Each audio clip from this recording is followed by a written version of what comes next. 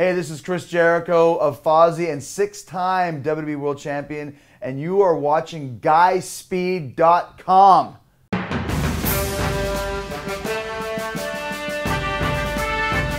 Fozzy frontman, WWE superstar, the best in the world at what he does, the Ayatollah of rock and roll. It could keep going on and on. Ladies and gentlemen, Mr. Chris Jericho, the best in the world at what he does. So I had to try and think of something. Is there something that Chris Jericho isn't good at? You're an amazing wrestler. You're a great frontman. You know, you are a master of the ballroom. Oh, yeah, yeah. What about Battleship?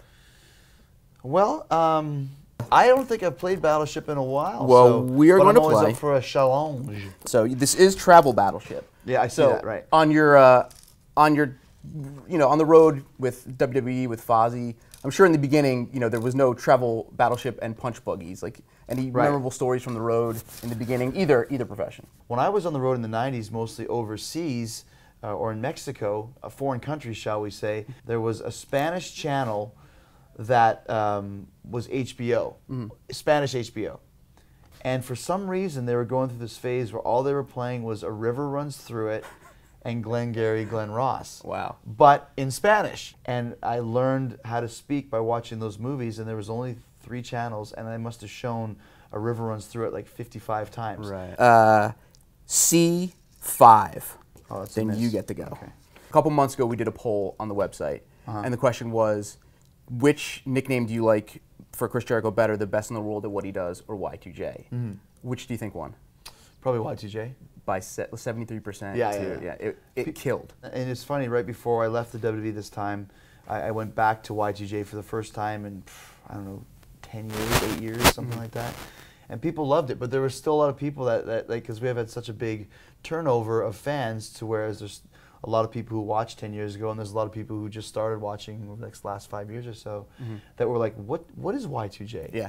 What does it mean? And sometimes at Fozzy shows, people will chant Y2J, and our bass player, Paulie, who's been in the band for a year, just asked me, like yesterday, why do they sometimes chant Y2J? What does that mean? It's amazing. Okay, D7. Oh, man. Yes. You got me. My personal favorite, the Man of 1,004 Holds. That was my favorite one. That was a good one because Dean Malenko was the Man of 1,001 Holds. Right.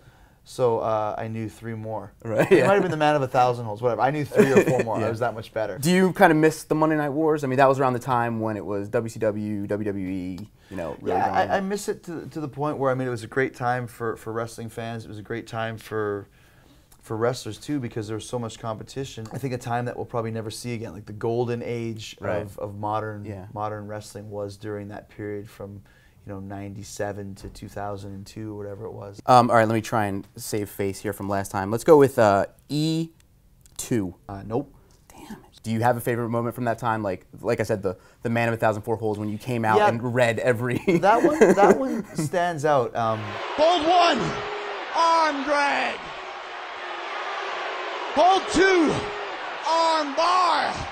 The crazy, stupid that happens that people think is classic and legendary, that there was no planning for. It just happened. Off the cuff, yeah. I asked the fans on Facebook to throw 1 or 2 questions at me to ask you your picking this is like picking children. Your favorite match of all time. If I had to choose just one that kind of symbolizes not just a great match, but the best work of my career that led up to it, was the ladder match I had with Shawn Michaels in October of 2008. And it took a life of its own. They grew from, it was supposed to be a 1-match thing, ended up being for the world title as a ladder match, culminating the greatest angle that I had been involved with at the time. So for many, many reasons, it all kind of symbolized that match, and that's the one I would choose. Battleship was a lot more interesting when I was 8, as I remember. It's a very slow game. I'll give you 5 in a row. Okay. And I'll give you a clue. If you use the numbers between 1 and 5, all right, and the letter that starts my first name. All right. C3. Ooh, yeah, you got it. C2. Yes, another one. C1. Yes, another one. C4. Oh my gosh, one more. C5. Ah, you sunk my battleship. I win. Chris, thanks a lot. Thank you, my pleasure, man. It. My pleasure. Thank you, and I have fun playing Battleship again. You can have it.